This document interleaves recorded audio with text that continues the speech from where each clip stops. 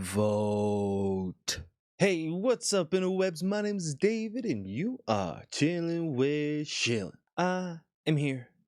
All right, got a lot to talk about. First, me. Lots to go over. I've been kind of laying it low for mental health reasons, trying to push my way out of stuff while still taking things easy. I don't want to overdo it again. And I have a tendency to push myself to a breaking point and then just crashing. And I don't want to do that anymore. So I'm taking things easy, going nice and slow, taking my time, seeing what I can do where I haven't have to be. Doesn't make sense. Wow. I also got a part-time job. I am working at Best Buy, having a great time there. It is very laid back, easy going. Yeah, no, it's great. I'm chilling there, working in the home solutions department, selling TVs like I used to when I used to work there. So that's great. A little bit of regularity in things is wonderful. Still doing Uber as well. So for those of you guys that donated to that many moons ago, I appreciate you. Thank you.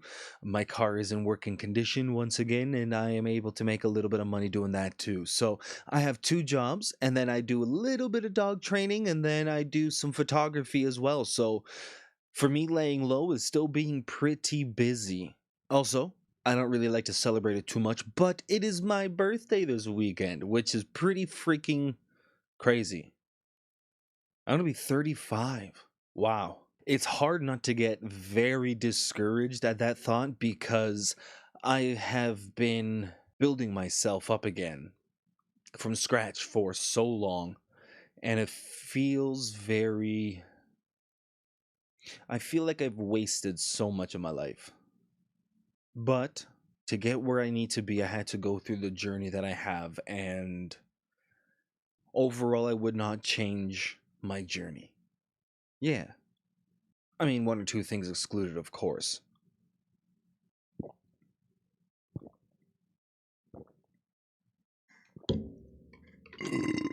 Very serious topic today, guys. Politics. Gross. Now, this isn't really going to be your typical he said, she said, they said, we said thing, and I am going to try to keep on point. There are far more than just one issue that we need to take into consideration while we're voting. Track record is a big one. If somebody's been in power before, what have they done for you? What haven't they done for you? How honest have they been? That's important. Very important. But there are so many topics that directly affect us, and we need to think of them a little bit more. So I just want to highlight some topics, kind of break down one or two of them for this video, I think. So a few things that you really should take into consider while looking into who to vote for. Better rent control, better social housing, school class sizes, school repairs and infrastructure, long-term care, paid sick days, fair wages for nurses and other medical staff, and to lower our emissions to lower the impact of climate change. These are just a few things that are important, and I'm going to talk about none of them. Instead, I'm going to talk about something that is very, very important to me. Someone who, if I was a single platform voter, would be the only thing that I cared about. Raising people out of legislated poverty. Now, what do I mean by that? Because that is very vague. And I think it's important that we kind of break that down a little bit and get a little bit more focused. So first and foremost, disability coverage, ODSP, the Ontario Disability Support Program. I'm not the only one on it. About 36,000 Canadians are on it. And by Canadians, I mean people just in Ontario, because it's the Ontario Disability Support Program. So 36,000 people on it. I get $1,072 a month. The poverty line sits about $2,000 a month. So I'm sitting at about half of what I need to survive. Half. And that hasn't been raised at all since this current office took power. So for me, there are two parties right there that I can't vote for by principle. The Blues and the Yellows. Yellows, I think. I think they're yellow. One party is going to raise our rates by 20% for the first year, and then that's it. So the reds are out. Oranges will raise our rates 20% the first year, and then to 2,200 or something like that the year after. Okay. And the greens, well, they're going to double it immediately. Okay. So if I was a single platform voter, I would vote probably for the Green Party for that reason only. But I'm not. And there's more to disability and government aid than just money in my pocket. Universal dental, which is being put forth federally, not provincially, but to have a universal dental care program.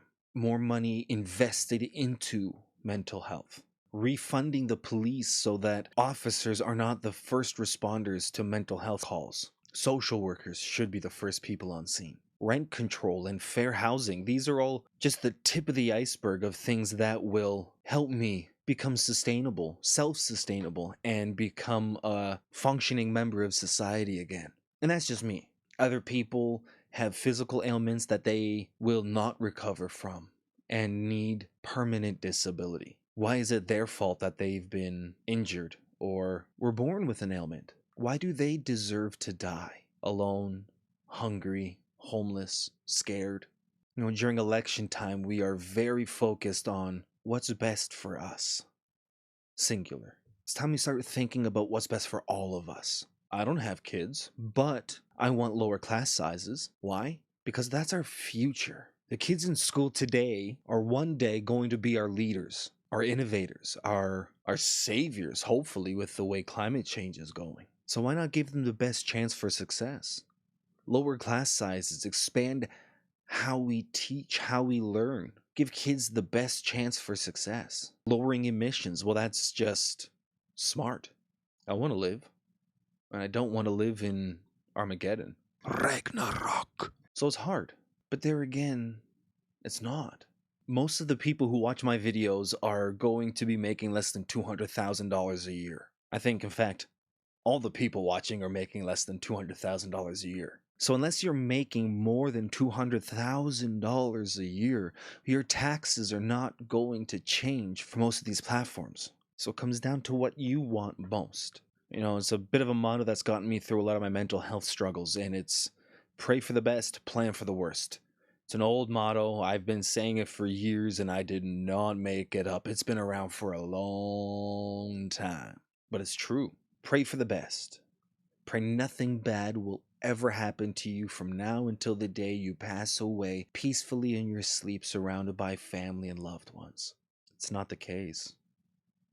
Very, very rarely. We're all gonna have struggles. We're all gonna have hard times. We're all gonna need help and support, and that's not gonna be there by saving 1% income tax, by having new roads built. Voting for a specific party will not change much. Sometimes it'll make things worse.